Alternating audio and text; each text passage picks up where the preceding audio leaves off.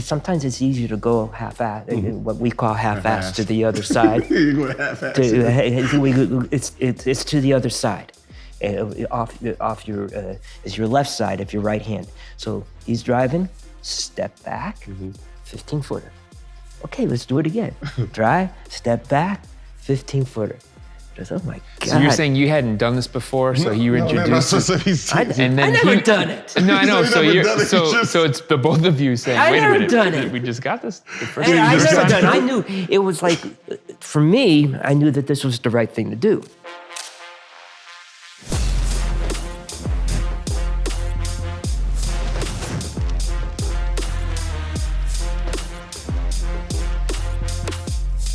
Welcome to No Chill with Gilbert Arenas. Right over there. We're excited for this one, Gil. Gilbert Arenas. We're excited because he's Gilbert Arenas. Right, and you are Howie Levine. I'm Howie The man Levine. that knew you when you were that kid dribbling the ball in the bag down the street with the braces on. We've seen photos. Yeah, We've heard stories. I don't know if you noticed, I wore my Grant Orange today.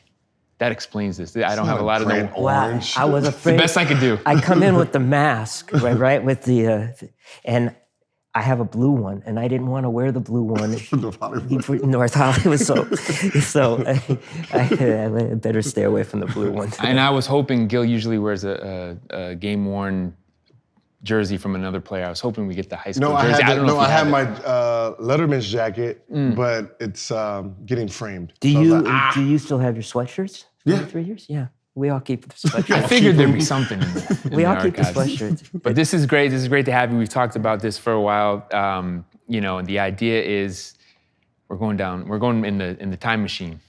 So, but before we get to the priceless young Gilbert stories, we want to know your story. So let's take it all the way back there. Got a story. How did you get your start in coaching, first of all? I started playing ball maybe when I was 7. No, actually when I was 5 years old, and I could actually get better. And then I was heavily involved. I said with the Lakers and Elgin Baylor I loved, and Jerry West I loved, and I wanted to play basketball. And I'm fairly decent for a little white Jewish kid here in the Valley. I wanted to play ball. And so I was gathering all this inner knowledge. And by the time I was in high school, there were times that I'd say, hey, I think I know more than our coach.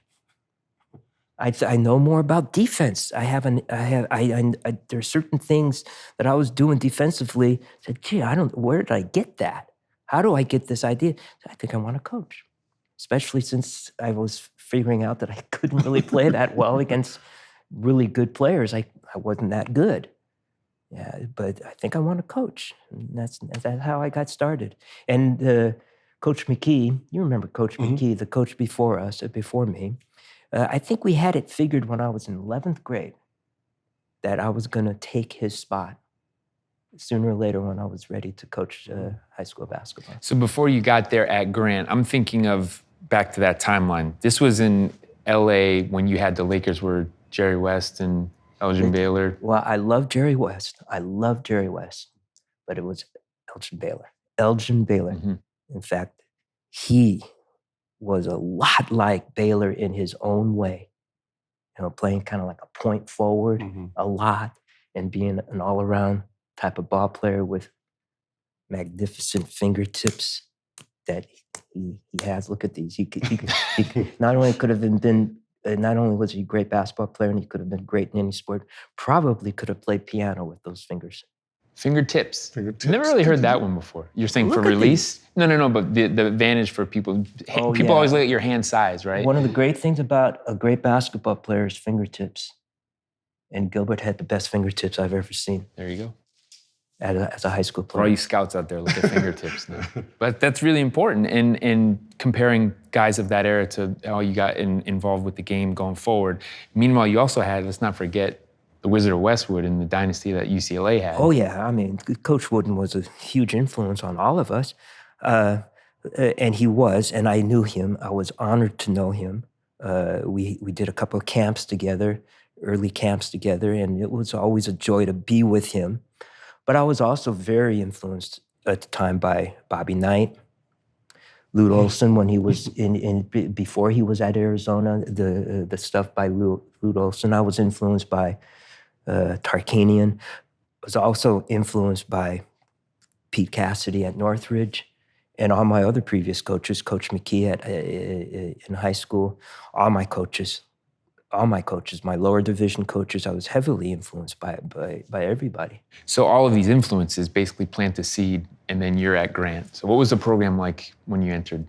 Well, the program was solid because of Coach McKee, but we had a couple of losing seasons before he had retired, and they bring me in as lower division coach, and I'm starting my teaching career, and my lower division teams did very well.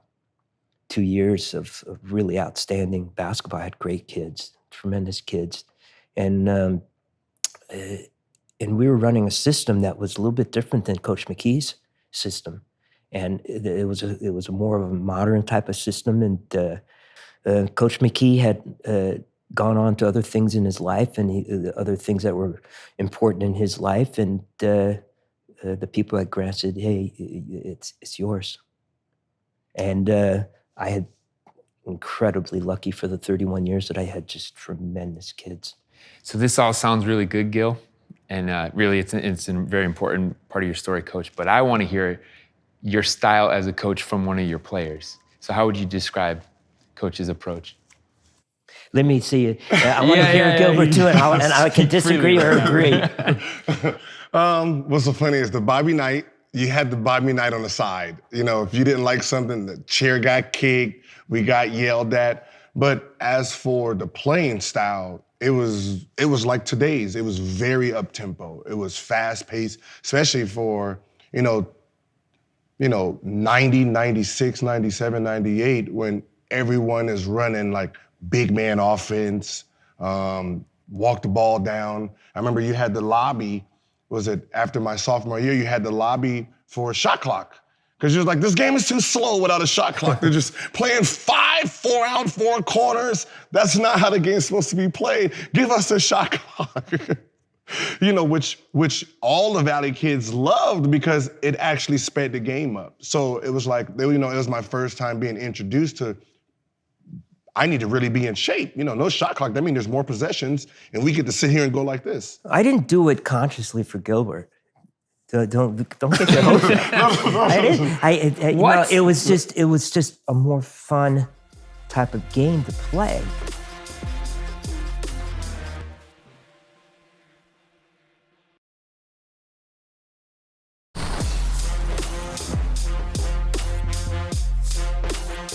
So how does that relate to your philosophy? Was it something that you, as a coach, you were adaptable to the talent and you wanted to they call that a player-first coach? I don't know. In my early years, I never wanted to forget about the way it was when I played.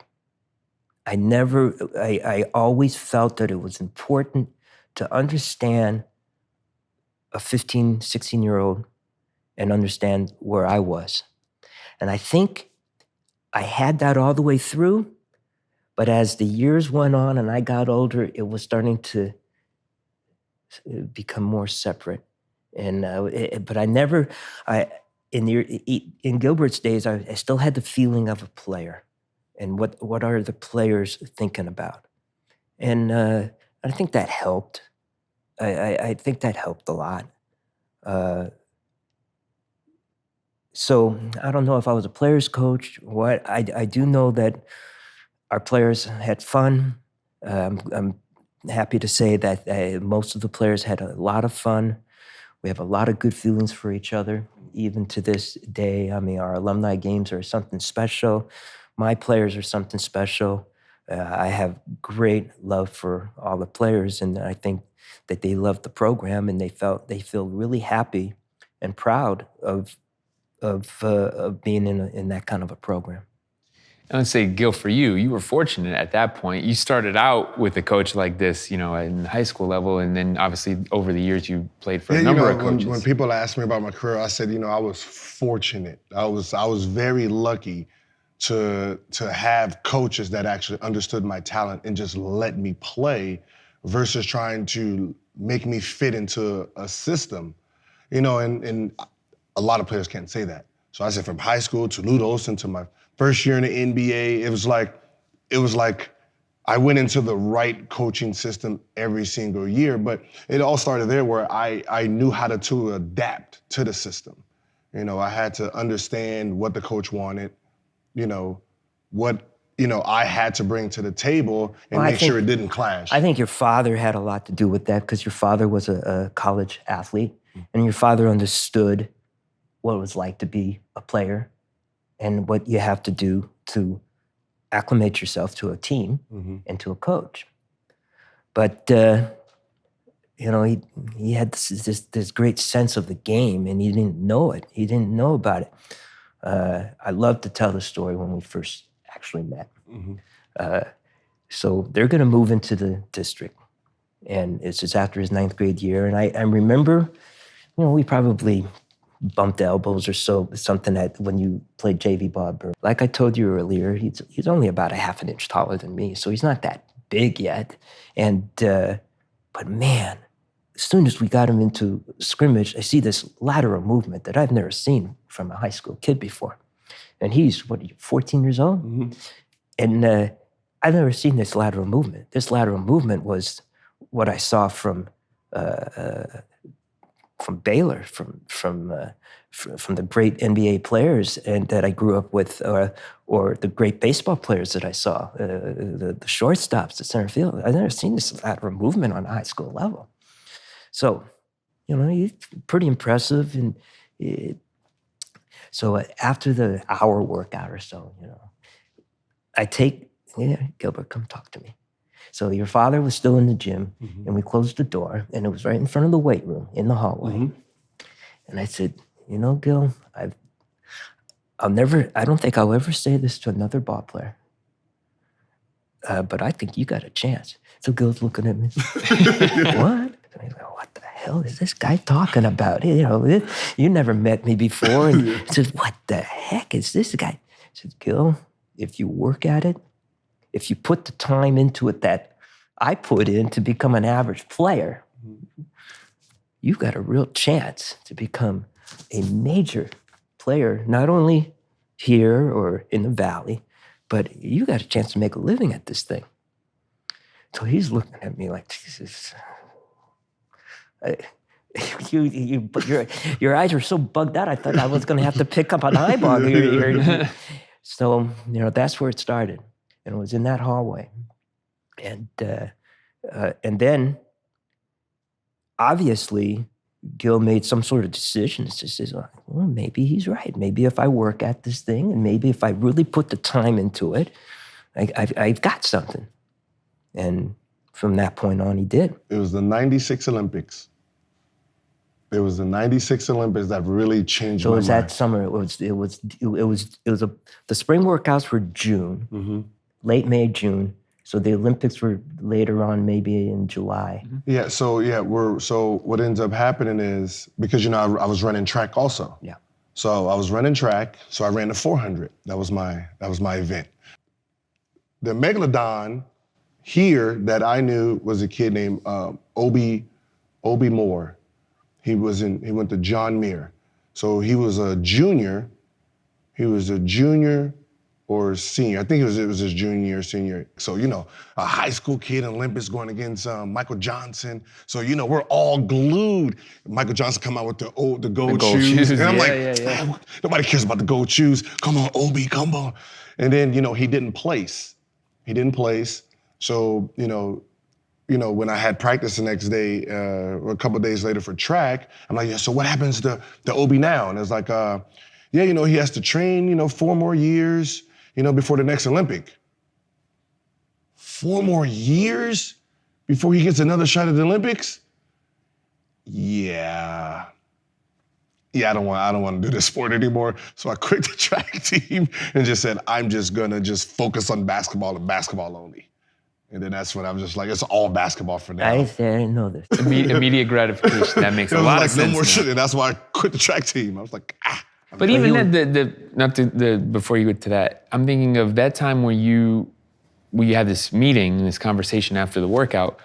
There were years in all the hours that you had put into working on your game. No, it was recreational. It was fun, something to do. Gilbert got to the point, which all of us do. You did too, when you played ball. I'm sure you did. Where the hard work was the fun.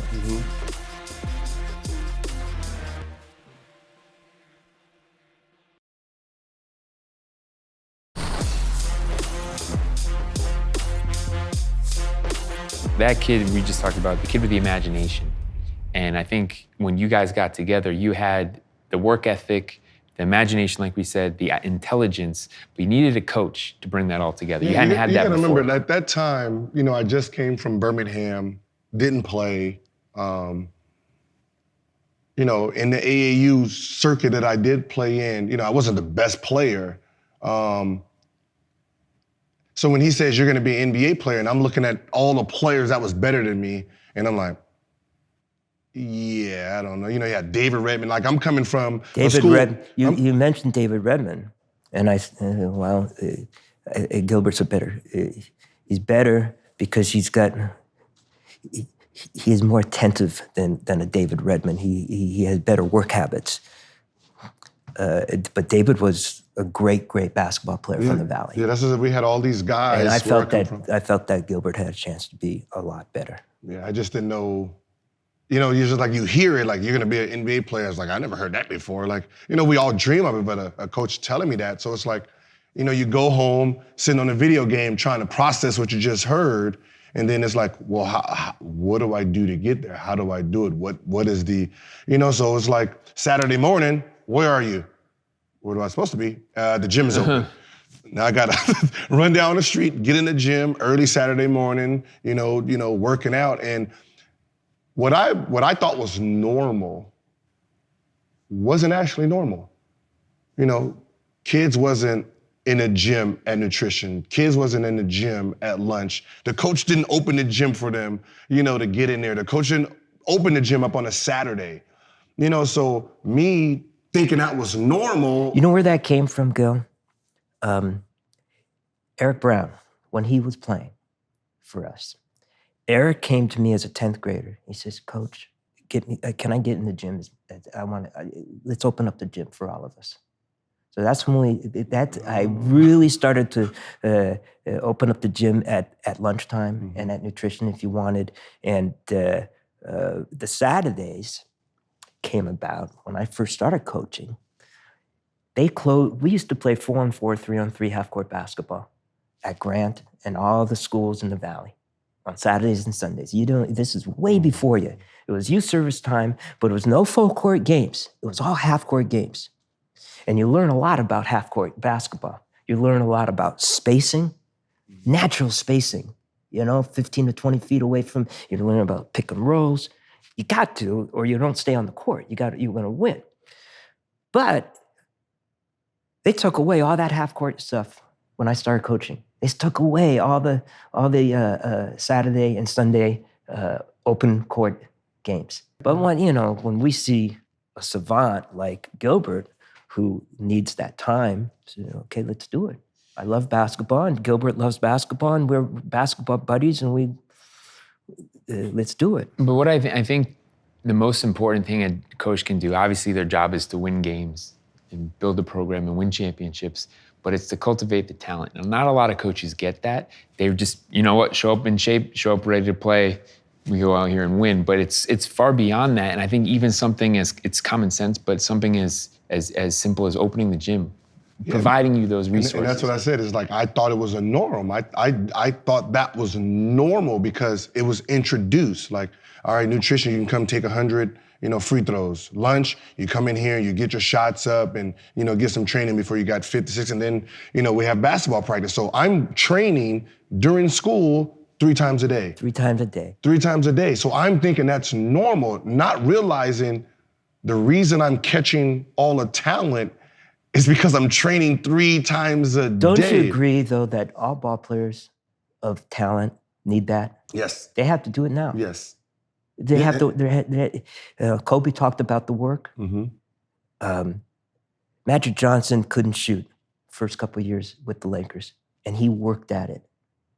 He put in hours in summertime to become a halfway decent spot shooter, so that people had to guard him out there, so that now he can use his length and penetrate a little bit and become a better ball player. So it's work, but it's happy work, and it's way above just having fun at the park. It's a whole other level of fun. But he worked out the other aspects of the game too. It came to him easily. The defensive fundamentals that had to be taught. He picked it up right away. His positioning on the court was excellent, but it got to the point where I allowed Gilbert to kind of freelance his senior year much more because I knew he knew what he was doing.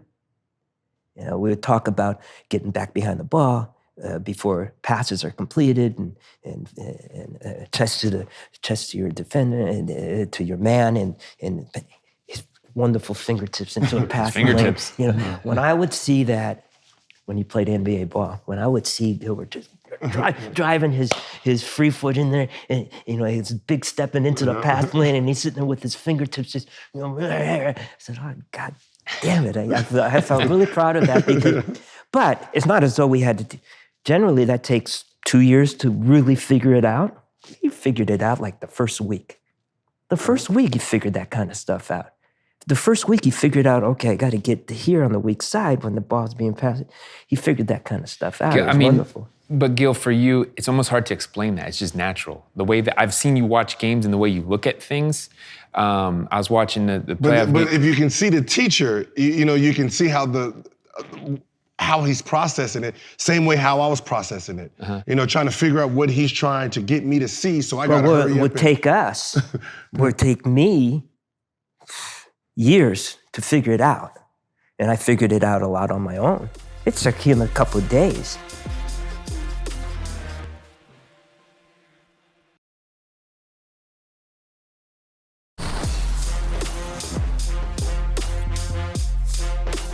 I want to mention this. There's so many things I can mention. Gilbert was the first one in the Valley that I can think of, Gil, that did the Euro step. That I thought was walking. Where'd you get that? I don't know. I don't know where he got it. He was the first one. He did things his junior year and his senior year that referees didn't understand in those days. And they would call traveling. And I said, that's not traveling. Let's figure this out. It's not traveling. It's not traveling. It's this and this. It's two steps. You just haven't seen it before. Yeah. So that's traveling. Yeah, because like I can take my 2 steps this way. You haven't seen, this is the new basketball, and he was at the forefront of that. And so they would call stuff. Yeah. He would get called for traveling a couple of times a year because of that. And probably we could have added a couple more points to your total because they took away stuff. Because they don't call that anymore. No, they don't. And the NBA guys do it all the time. And what's so funny, it's Valley College. So, Valley College played Monday, Wednesdays, and a little bit on Fridays, but it's like all the adults. So it's like back then it was adults and a lot of overseas guys. So, rarely high school guys. So like my freshman and sophomore year, I wasn't allowed. They wasn't picking me up. My junior year, a little bit. My senior year, I was basically first pick. So, you're playing now like the top high school kids from, everywhere come. So watching, just watching there, you're watching all the overseas guy, and that's where, you got the guys who's posting up, shooting from here. And I was like, I got to add that to my game. So you're saying that you would see something, and this fits. You would see something, and you will immediately absorb it. Yeah, I'll watch and you it. could pantomime, you could do it, right? You could copy it and do it right away. Yeah, you got to remember, there's no reference at the time. So we don't have trainers.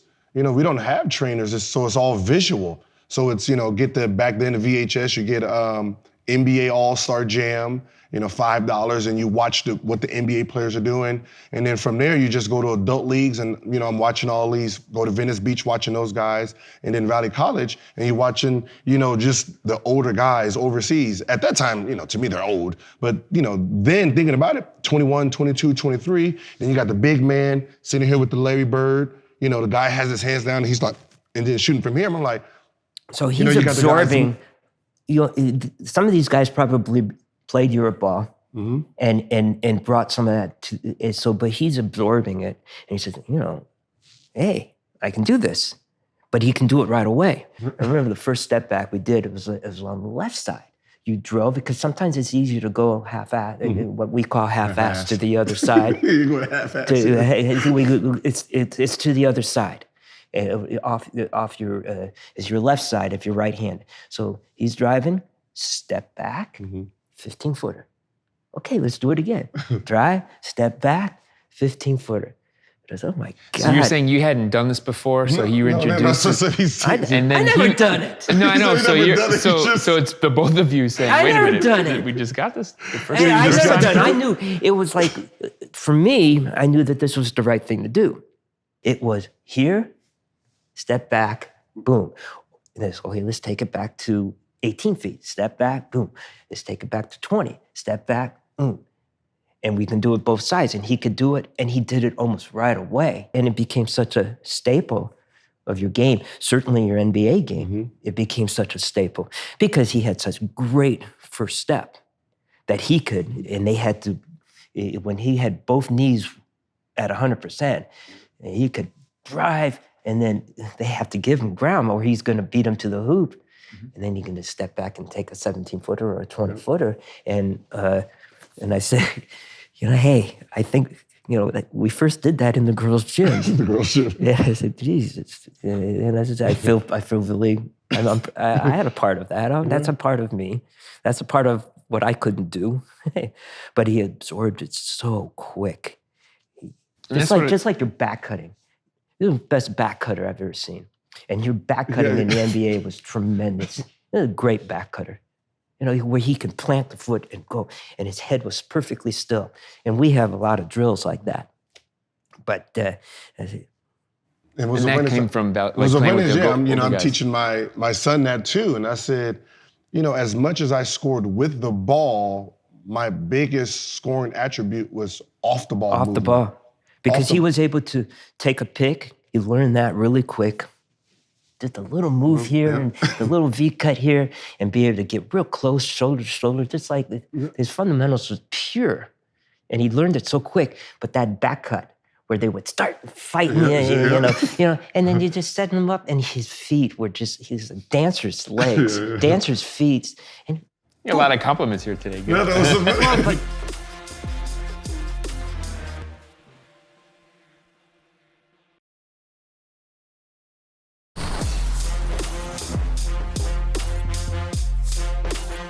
I think what Arizona liked about us, when Coach Rodney, he was with us, 2-3 weeks almost every day in preseason to watch, to see if he had a coachable player and to make sure that you were on track with your studies and all that stuff.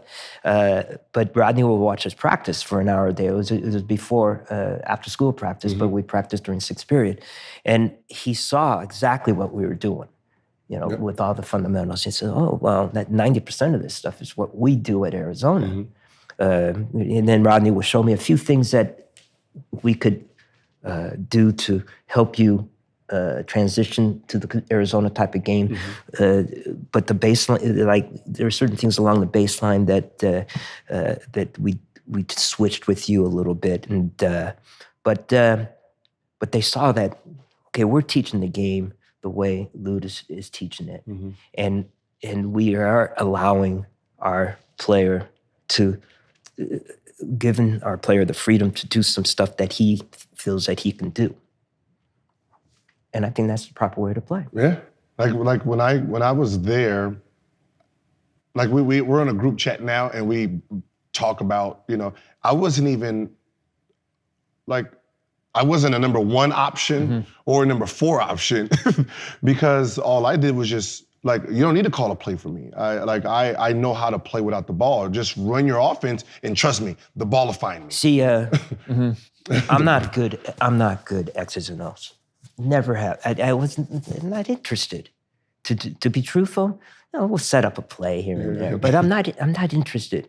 What I was interested in was having opportunities on the court from baseline to baseline. Our fast break, our transition into some kind of motion offense. You know, we'll run sometimes a little different sets. Once in a while, we'll run a couple of different motions. But I wasn't interested in X's and O's. So you're exactly right, Gil. Gil was a number one option only because of his great talent. Mm-hmm. And you never thought of yourself as a number one option, saying, I've got to have the ball every time. We got to get, it's good coaching. Gil's got to have a touch. And if Gil's going without a touch, then there's something wrong. Mm-hmm. And that's a problem. But Gil's got to be the center of the wheel, but that doesn't necessarily mean that he's the number one option. He's the number one option because of the greatness that he was on the basketball court. But you're exactly right. And it's a 5-man game. Yeah. You're exactly right. And same reason when I'm with Eddie Jordan and the Princeton offense. And I remember we kind of, because I had, it was Eric Musselman, and then that's when Eric Musselman introduced me to 1-4 flats. And then 1-4 flat was like, it was like heaven to me. Like, wait a minute, with my one-on-one skills and the way I pattern, you're giving me this guy with everyone flat? Oh my God, he's Lakshmi. And Gilbert, I've done this before. Yeah. We've done this before. It's a different name, but we've done this before. And then I go to a Princeton offense, right? Where it's 5-man out, cutting back. You did, and that's what you learned. And then what ends up happening is I'm looking at it, because at first the way he's telling me it didn't process. So I was like, can you just give me your playbook? So Eddie Jordan's giving me his playbook for the summer. And then I'm looking through it and I'm like, oh, this is easy. So I give him back the playbook with a little bit of changes. Like, if I can post up. If this guy denies that, I can you throw the ball that way, I can turn around, easy basket. So I give him the playbook. He looks at it during training camp, inserts the plays. And then from our struggling first year, the second year, I'm an all-star, all-star. All because of, just give me this, twinkle that. This guy, you don't need this guy lifted here, you can back. And it became like, oh, this is an easy offense because I'm used to this movement already. And he's used to tweaking, which is what we had to do all the time. Which is what high school basketball, at least in my experience of high school basketball, it's a constant tweak because we get different players. We're getting local players with different talent levels, with different quickness, and certainly not the talent that Gilbert displayed. And we have to tweak something, but we can tweak it within the system. Mm-hmm. And so Gilbert, this intuitive sense of how to do that, it's there. And that's why if Gilbert chooses to go into a different avenue now in his life, he might be a pretty damn good coach. But one thing I really loved about Gilbert as a player, and he had it in the NBA too, and it's what I miss about the game. It's probably what you miss about it. He had just this pure joy of running up and down the court. This pure joy. And see, this is something that we shared that I think a lot of pure basketball players share. This pure joy of being able to run and have your legs do things that you want them to do. And that was a great feeling for me when I played, and I played crappy. But it was a great feeling for me. And he had it. He had this pure joy when he was on the court. And he had it in the NBA too, which was really neat to see and fun to watch. And that's what I wanted him to hear, was those years in the NBA, all the way from that first day in that meeting. When you watched him play, what was your reaction? What was going through your mind? I was very proud of the fact that he's doing the stuff that we helped teach him, although he had it in him. I don't know how much teaching there was. He had it in him. It was there. He knew it. And but I was very proud of that. and I was very, very happy. I got to see the 61 point. Wait, was it 60 or 61 points? 60. It's the 60-point game against You were there at the Staples? Lakers. Oh yeah. Well, we went to all the games. Yeah, we went to all the games. I had Gilbert got us tickets for all the games, but this remarkable NBA game that he could play. Did that game in particular, did that sort of bring back those flashbacks of playing against Crenshaw and those games where he went off? More so the games that he went off and games that we won.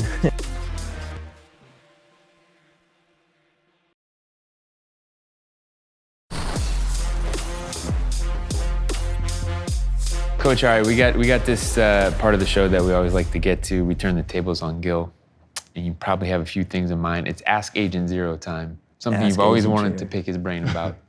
I never yelled at Gilbert. It was always a talk. Remember in the 11th grade, after the season, you were playing some all-star ball with Silmar, and we had the little talk before summer, and I suspended you and all that stuff. We never had an argument about that. We talked. Is that the one when I came in with the chain? I came in the game. I came late. Is that when I came? No. You were playing. We were just starting summer ball. You might have done that. You were just starting summer ball, and you were playing an all-star. You were playing for Silmar. It was World on the. Yeah, and you were playing for Silmar, and I wasn't. Floor. And I wasn't going to allow that. I thought it was improper for a Grant player to be playing for another team. And now they allow it, by the way. But and so we had a little talk. And I said, if you play one more game, we're suspending you for the summer. I can't let you do this to the guys on the team. I can't let you do that. And so you played one more game. We suspended you for the summer. Remember how you would sit up in the stands by yourself? Yeah. And everybody felt so sorry for you. And I was kind of holding. But okay, if I were to ask something, what was going through your mind at that time? 20 years later, Gil, it's a different time. And you probably wouldn't even be playing for Grant High School in 2020. But in those days, it was a different time, and I could put on that kind of discipline. All right, what was going through your mind during that time? Okay, so that was the time where it was, you remember Devin Montgomery? So after the Crenshaw, everyone was like, who's the best player in the Valley? And Montgomery is a great player. Great player. So Great player. Like from Big size, big shoulders. From 7th grade on, he used to just kick my ass. It was just, he played for the Cavs where, my son plays now. So the system they ran just was overbearing for just me and, Northridge Knights or my ARC team. So, but we didn't play against each other in high school. So the big thing was, who's better? Now I'm 6'2", he's still 5'8". So Scoto convinces my dad, you know what, we can have this war on the floor. And my dad was like, okay, what's the war on the floor? So he tells me about it. I was like, I'm not interested. What do I care for? I'm better. Look at my stats, they're better. So he was like, well, you guys, he's playing in a different league, you're playing in a different league. So the only way to really, see who's better is this war on the floor. It's gonna be a 3-point shootout. It's gonna be a dunk contest, one-on-one tournament, and then like this little all-star game. And then he said, we can use the hype of saying you're gonna transfer to Silmar to make it really big. So I'm like, well, all right, whatever. So I win a 3-point contest. Was it Goldberg? Goldberg. From Calabasas. Goldberg wins the dunk contest. And then we play in the one-on-one. I ended up beating Devin Montgomery. But the whole transfer was just hype for my senior year. And I felt that I had to put my foot down on that because team is everything. Team is everything. And I felt that it was going against the team. As good of a teammate as he was, I thought that moment he was going against the team and going against what we were trying to develop. So I put my foot down and I rolled the dice, knowing that we could lose the greatest player ever to play in the Valley, the greatest player to ever play at Grant High School. I rolled the dice. But again, I rolled the dice with trust that Gilbert's going to do the right thing. Because you got to remember, at that time, you know, summer league and getting ready for my senior year, and I get suspended for the whole summer league. So it was like, well, you know, now players are like, well, you, I'm going to go to summer. I was like, yeah. He had all his friends on the team, so he felt really bad, and we knew that, and I felt that all the way through. I felt that. So then finally, late August, your dad calls me up, and I had always talked to your dad. Your dad calls me and says, let's have lunch. So finally in August, before school opens up, we had lunch. And it was just myself and Gil Sr. And so, okay, Gil's coming back.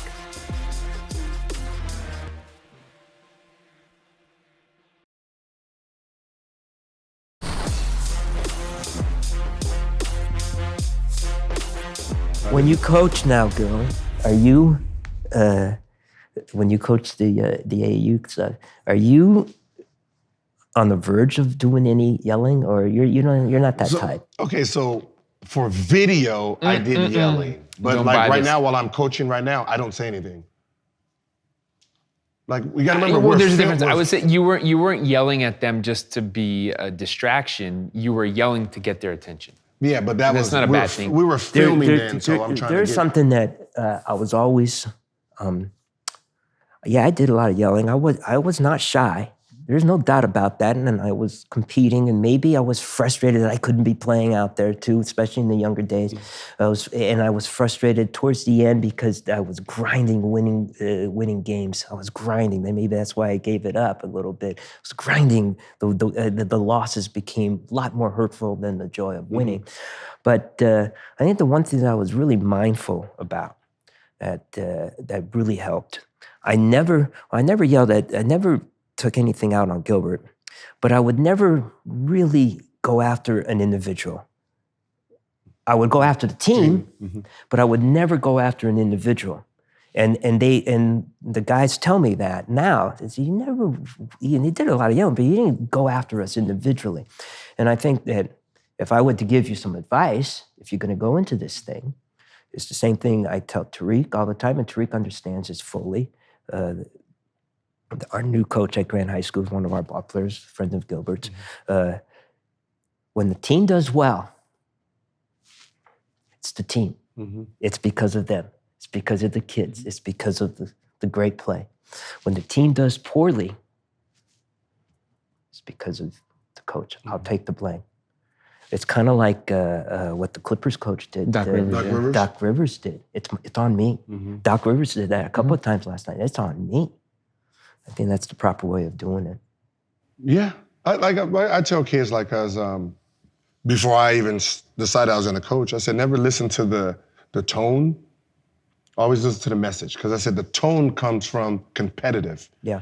You know, like when a coach is yelling, that's the competitor coming out. So don't listen to the tone of it because the competitor's there. Listen to what he's actually trying to say. So tune out the volume, listen to the message. I think so you don't get emotionally, I think most of us at Grant, most of you guys, knock on wood, understood that. Yeah, we understood that, yeah. You understood that right away because you understood what was going on 2 hours a day in practice, how we did things. Yeah. It was just the game, Howie. But that was a lot of coaches. That's a lot of coaches. Like, I remember Stan Van Gundy. So this is, after I get in trouble, I'm going, to Orlando, and I watch, so I watch. So I'm watching how Stan interacts with the guys, laughing, joking. This guy, I'm like, oh, he's a nice guy. A normal dude. And then, they had this. It was always a ticker. Countdown before practice starts. Everyone's shooting. He's, with the guys, laughing, they're joking, talking about the golf swings. He's working on his moves. And when it hit 0, oh my God. I think that man turned. I think we were a lot like that. No. Only the turn on part, but the Stan's only problem as a coach was he wasn't a people's person. Like he didn't know how to. When it came to coaching. everything else? No. See, I think He was a basketball player that understood basketball people. Outside of the gym, there's no personality. And I think, you know, we can wrap on this and exactly where you just were there, coaches, the relationships that we build. Basketball is a common bond. You develop friendships, you develop, you know, still a do the bond for Dodger life. stuff? Yeah. Yeah, I've been working for the Dodgers since I was 17 years old, so I would still do it if we had a season. You know, if we had fans, I would still be doing that. You know, you've never been to the stadium, have you? No. Why? Dodger Stadium? Baseball. Why? Why did I never take you to the stadium? Because I only wanted basketball. It was just basketball. Like, he was like, yeah, you know, going to Dodger Stadium, you want tickets? Just gonna sit around the gym all day. Like, it was just one of those things. Like, even with golf and the players, like, I remember when I got to the NBA and the older players were like, all right, after practice, we're gonna go golfing. Why would I want to golf? I'm a basketball player. I don't want to golf. I don't want to be Tiger Woods, bro. I need to watch this film. I'm trying to get on the court, you know. And it was just one of those. It's just my brain just processed. I'll give you a laugh. You know who wants to play golf now? Tariq.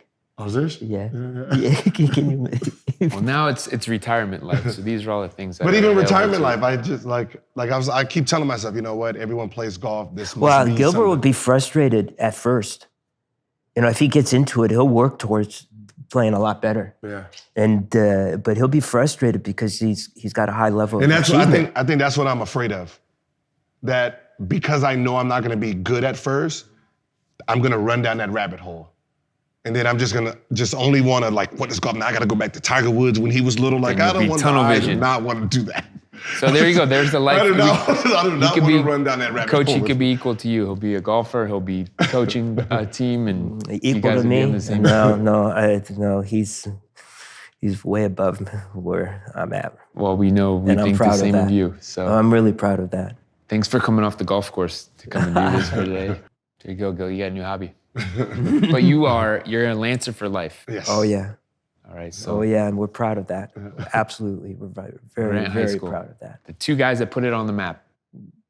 No, Coach, You won't say it. I know you won't say Look, it, but I'm there's saying it for you. 27 There's 27 years of the former coach, and there's the new coach, Tariq Abdasamia, who's one of our ball players and good friend of Gilbert's. There's a lot of people over the years, Yeah. and then you guys are part of, obviously the legacy. So, Coach, thank you for coming on. It's my pleasure. My pleasure always. I love this guy.